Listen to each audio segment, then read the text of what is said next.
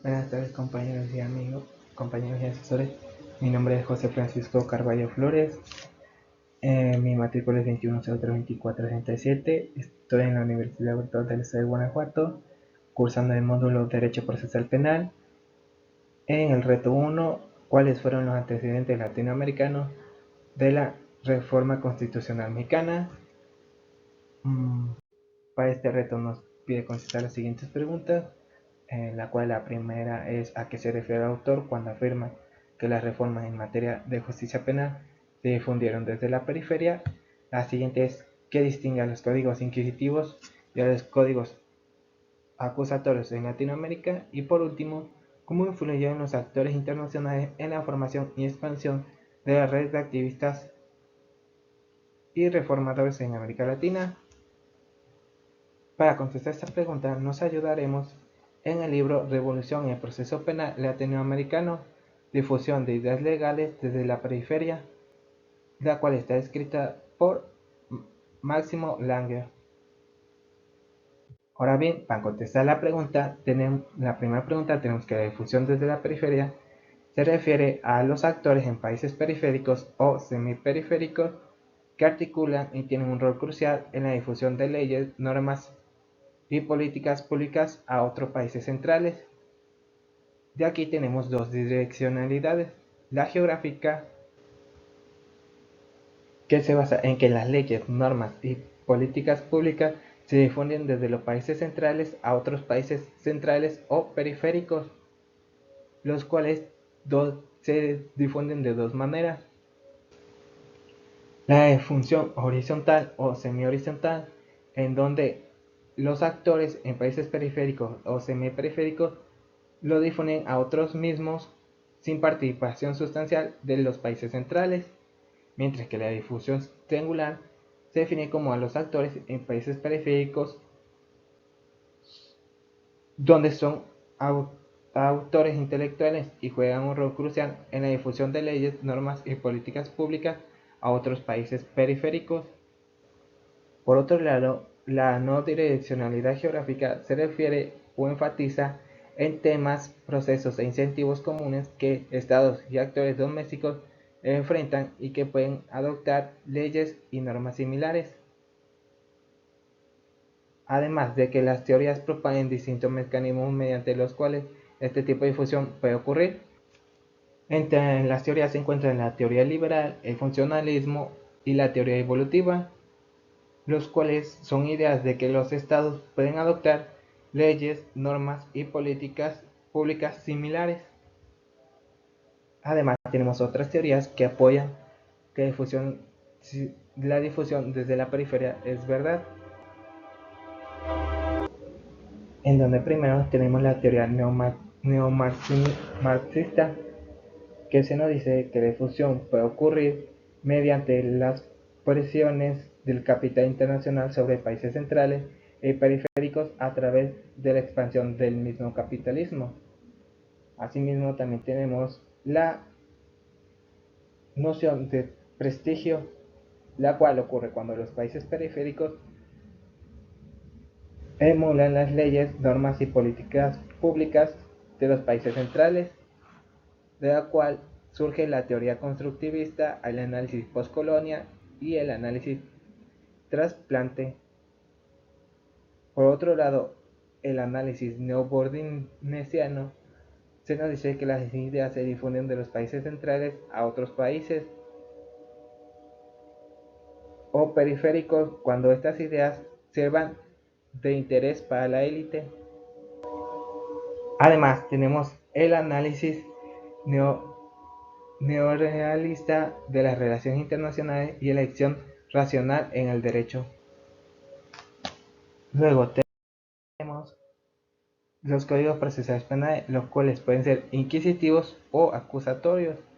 Primero surgieron los inquisitivos, el cual tiene una primera aparición en 1808 con Napoleón en el Code de Instruction Criminal, el cual estableció una investigación preliminar, secreta y escrita en la cual el imputado tenía derecho muy limitado Además, incorpora el juicio oral y público ante un jurado. Por otro lado, tenemos el Código para el Estado de Luisiana, creada por Edward Livingston,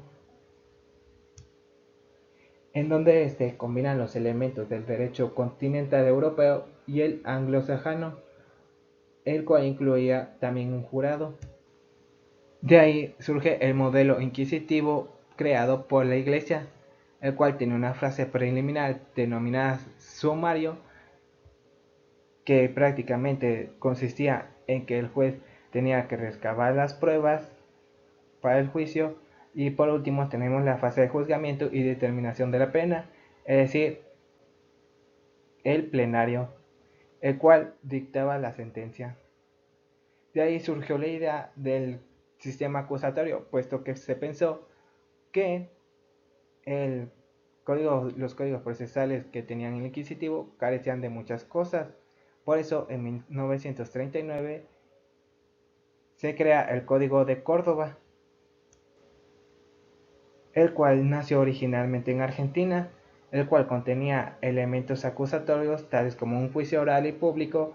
Además, mantenía el principio de legalidad procesal y conserva el juez de instrucción para delito grave. De este código se originan a los códigos modernos, puesto que así se va a llamar a aquellos códigos procesales que ya no serían tan inquisitivos. Este primer proceso de pasar de inquisitivo a acusatorio fue de 1939 a 1980.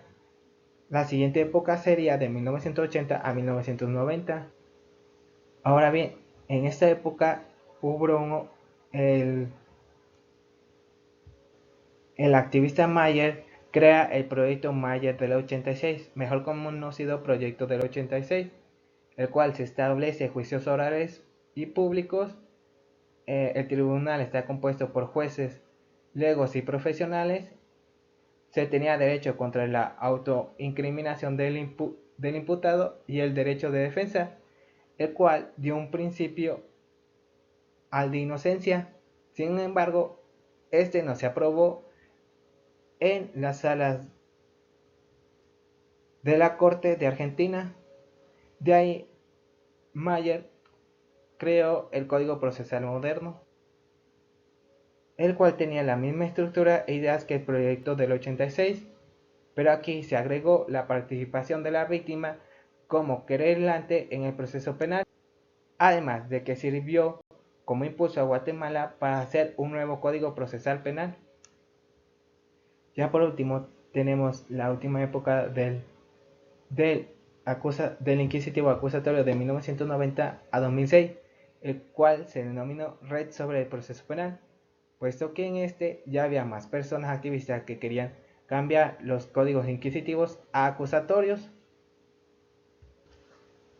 en donde los cuatro principales que se destacaron fue Julio Mayer, el cual tenía las bases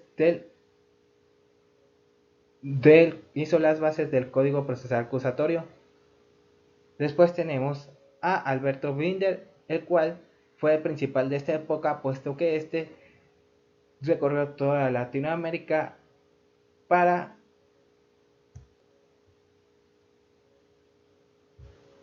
expandir el penal acusatorio. También tenemos a Paulino Mora Mora, el cual asistía a países de Latinoamérica para consultas procesales y cambiar los inquisitivos a acusatorios. Y por último tenemos a Jorge Obando, el cual tenía una cooperación internacional con la USAID.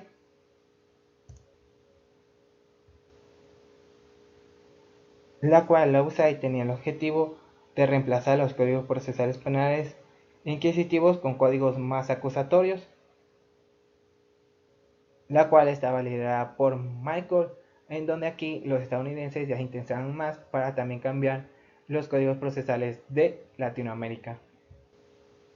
Así como que podemos ver, la mayoría de la red sobre el proceso penal influyó en la promoción de códigos acusatorios como solución a los problemas para el debido proceso, puesto que el sistema inquisitivo tenía una eficiencia en el sistema. lo cual hizo que la mayoría de los países latinoamericanos, 14 países, se quisieran cambiar del sistema inquisitivo al sistema acusatorio, en donde México sí aceptó el sistema acusatorio, aunque no en el sistema federal, pero sí en algunos estados, donde en Oaxaca fue primero en el año 2006, al igual que el estado de Chihuahua.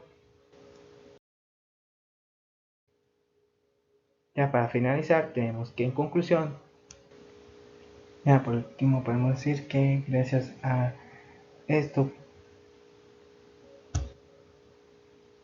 en el estado de México también se dio la promoción para que se hiciera una reforma en diversos artículos de la Constitución Política de Estados Unidos Mexicanos en materia de seguridad y justicia, en donde se proponía un sistema garantista en el que se respeten los derechos de las víctimas y tanto de la víctima como del ofendido como del imputado, partiendo de la presunción de inocencia. Asimismo, se prevé la inclusión del juez de control que resuelva de forma inmediata y por cualquier medio las solicitudes de medidas cautelares, además de establecer una nueva regulación respecto de medidas cautelares, entre ellas la prisión preventiva. Así que muchas gracias, profesor. Sería todo de mi parte.